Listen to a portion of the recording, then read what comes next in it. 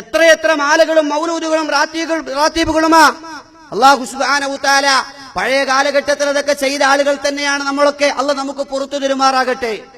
ഞാൻ ഈ പ്രദേശത്ത് നിന്ന് പ്രസംഗിക്കുമ്പോഴും ഈ സ്റ്റേജിന്റെ പരിസര പ്രദേശങ്ങളിലുള്ള, ഈ പള്ളിയുടെ പരിസര പ്രദേശങ്ങളിലുള്ള പല വീടുകളിലും വന്ന് മൗലൂദും റാത്തീബും കഴിച്ചിട്ടുണ്ട്, അതിന് നേതൃത്വം കൊടുത്തിട്ടുണ്ട്. പക്ഷേ അത് തെറ്റാണെന്ന് ബോധ്യമായപ്പോൾ, അത് ശരിയല്ല എന്ന് ബോധ്യമായപ്പോൾ, മാന്യ സഹോദരങ്ങളെ, പരലോകത്തെക്കുറിച്ചൊന്ന് ഭയപ്പാട് വന്നപ്പോൾ ആ നൂലാമാലകൾ വലിച്ചെറിഞ്ഞുകൊണ്ട് അള്ളാഹുവിന്റെ വഹ്ദാനിയത്തിന് വേണ്ടി നിലകൊള്ളുവാൻ പ്രഖ്യാപിച്ചപ്പോൾ ആളുകൾക്ക് വേറെ പല ആരോപണങ്ങളായി.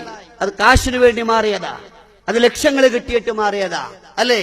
എന്തായി മാല മൗലൂദ് റാത്തീബിലൊക്കെ പറയണത്? യഥാർത്ഥത്തിൽ സാധാരണക്കാരായ ആളുകൾക്ക് ഇതറിയില്ല.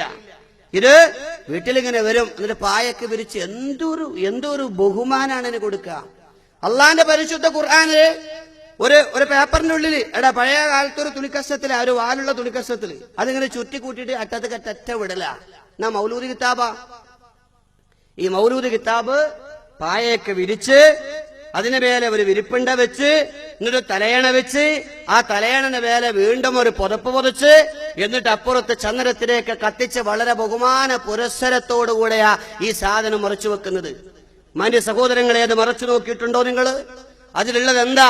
ഇപ്പൊ കേരളത്തില്, നമ്മുടെ നാടുകളിലൊക്കെ ഏറ്റവും കൂടുതൽ പ്രസിദ്ധമായ ഒരു മൗലൂദാ മങ്കൂസ് മൗലൂദ്, അല്ലേ? ആ മൗലൂദിന്റെ ആ വരികളൊന്ന് മറച്ചു നോക്കിയിട്ടുണ്ടോ? അതൊന്നും വേണ്ട. ഞാൻ പറയുന്നത് ഇപ്പൊ സുന്നി ബുക്ക് സ്റ്റാളുകൾ, ആ ബുക്ക് സ്റ്റാളുകളിൽ പോയി പരിശോധിച്ചു നോക്കിയാൽ സകല മൗലൂദിന്റെ ഈ പരിഭാഷയുണ്ട്. മാന്യ മുസ്ലിമീങ്ങളെ, ആ പരിഭാഷയൊന്ന് വാങ്ങിയിട്ട് നമ്മൾ എന്ത് ചെയ്യാ, ഒന്ന് മറിച്ചു നോക്കുക, അതിന്റെ അർത്ഥം ഒന്ന് വായിച്ചു നോക്കുക. ഇസ്ലാമികപരമായി അതിൽ തെറ്റുണ്ടോ എന്ന് നമ്മൾ പരിശോധിക്കാം. നമ്മളിത് വായിക്കാറില്ല, നമ്മൾ ചിന്തിക്കാറില്ല. ഇത് അറബിയിൽ ഇങ്ങനെ പാടുകയല്ലേ. എന്താ? പരിശുദ്ധമായ തൗഹീദിന്റെ ഘടകവിരുദ്ധമായ, അല്ലാഹ് ഒരിക്കലും പൊറുക്കപ്പെടാത്ത മഹാപാതകമാണ് മൗലൂദിന്റെ വരികളിലുള്ളത്.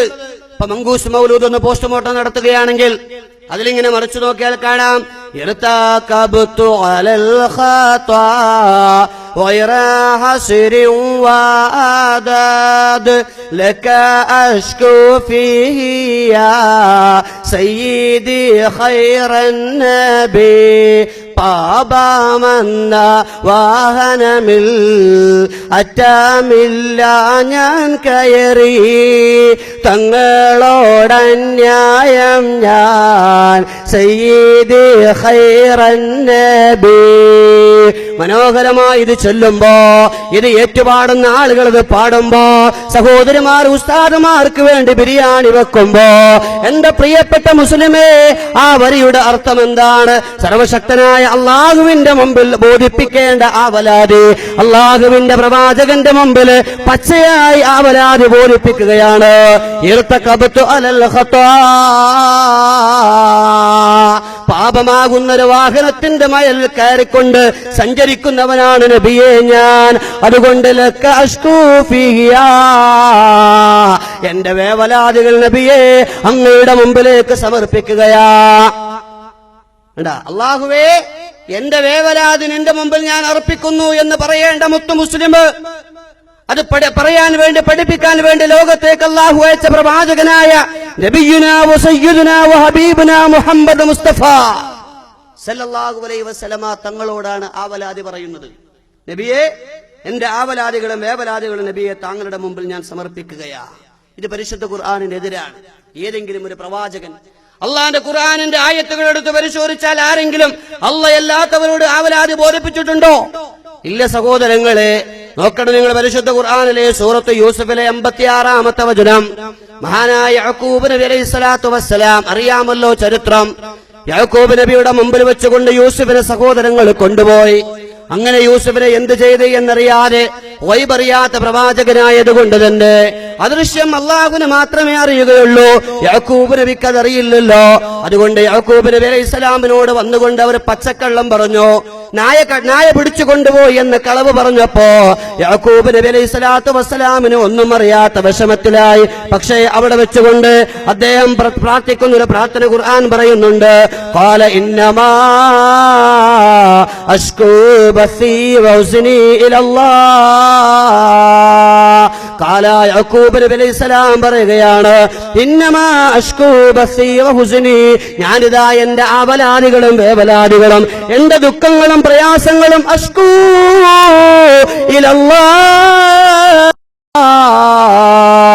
ഞാൻ എന്റെ രക്ഷിതാവിലേക്ക് അള്ളാഹുവിലേക്ക് ഞാൻ ബോധിപ്പിക്കുകയാ. അപ്പോ ഒരു മുസ്ലിമായ മനുഷ്യൻ അള്ളാഹിന്റെ മുമ്പിൽ ബോധിപ്പിക്കേണ്ട ആവലാദികൾ പ്രവാചകനോട് ബോധിപ്പിക്കുമ്പോൾ അത് വിശുദ്ധ ഖുർആനിനെതിരാണ്. ഈ മൗലൂദിന്റെ വരികൾ